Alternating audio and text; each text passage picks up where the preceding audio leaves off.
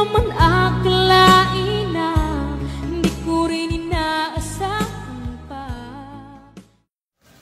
Narito tayo ngayon upang matunghayan ang nagiinit, nagbabaga at talaga namang usap-usapan at nagtitrending na latest issue ni Ate Erica.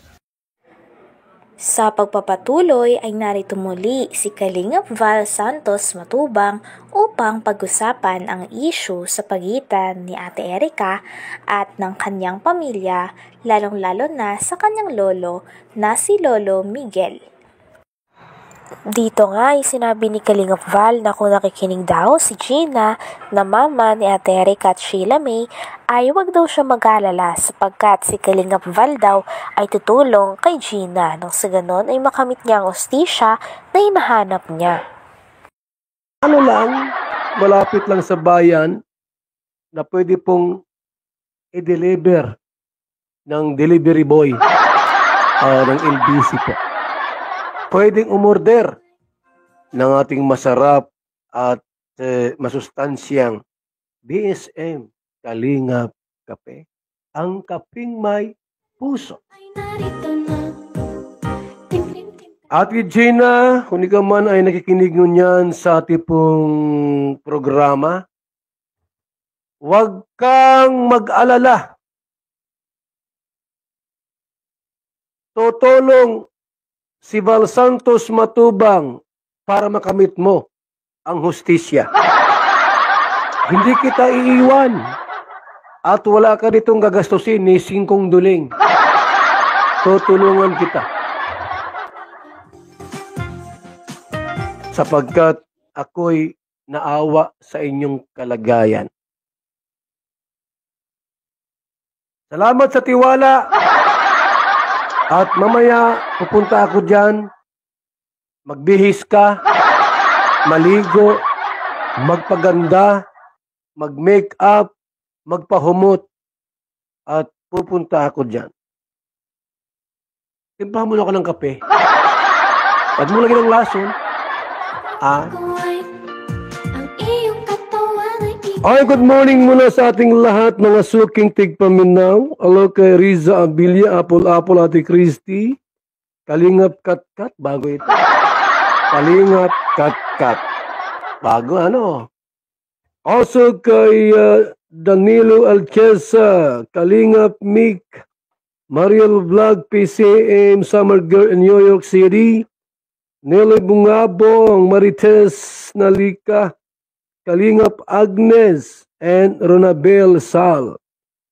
Junalyn Duliete, wala ka pang jacket, jajakitan kita, dahil ikaw ay tumawa. Jajakitan natin po si ining bagotang viewers, special guest, at si Venus Pinky, maayong buntag sa inyong tanan, Glamour Vlog, Janet. Sinabihan niya pa nga si Ate Gina na magpaganda na daw, mag-makeup at mag-ayos na dahil pupunta daw si Kalingap Val sa kanila.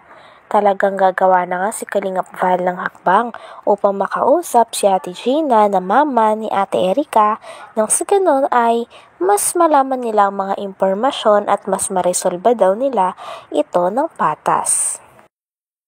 Jajakitan natin po si ining bagotang viewers, special guest, at si Venus Pinky, maayong buntag sa inyong tanan, Glamour Vlog, Janet de la Cruz, Miss Kayla, good morning po, at kay PCM, kay Nining Ann Ramirez Siner, Miriam de la Cruz, shout out po. Magandang araw kay Sean Prince. Good morning, good morning. And also kay Kalingap Catherine, Mariel Vlog TV, Kuya Dambo, and Juan Espijo. Sa ating lahat po ngayong umaga, maayong buntag sa lahat ng mga naka-tune in ngayon sa ating live sa Val Santos Matubang official YouTube channel. Dalangin ko po na kayo po ay pagpalain, ingatan ni Lord sa lahat ng inyong ginagawa araw-araw at humaba ang buhay po natin. Sumayaw-sayaw, tayo'y sumayaw-sayaw. Limutin na ang mga problema. Also, good morning kay Lani Bohol. Good morning po, Madam. Kumusta? And kay Rosalita Gabion Mabalyo ng Kuala Lumpur, Malaysia. Good morning po sa inyo. And also kay Lofi D46, Ima Balabis, Inday Silva, Edma Vlog. Good morning, good morning, good morning. Abangan nyo po ang aking pagpunta roon mamaya. At pupunta si Val Santos Matubang para tulungan ang isang ginang na may reklamo sa ating tanggapan.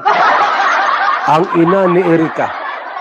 Sapagkat siya po ay inapi.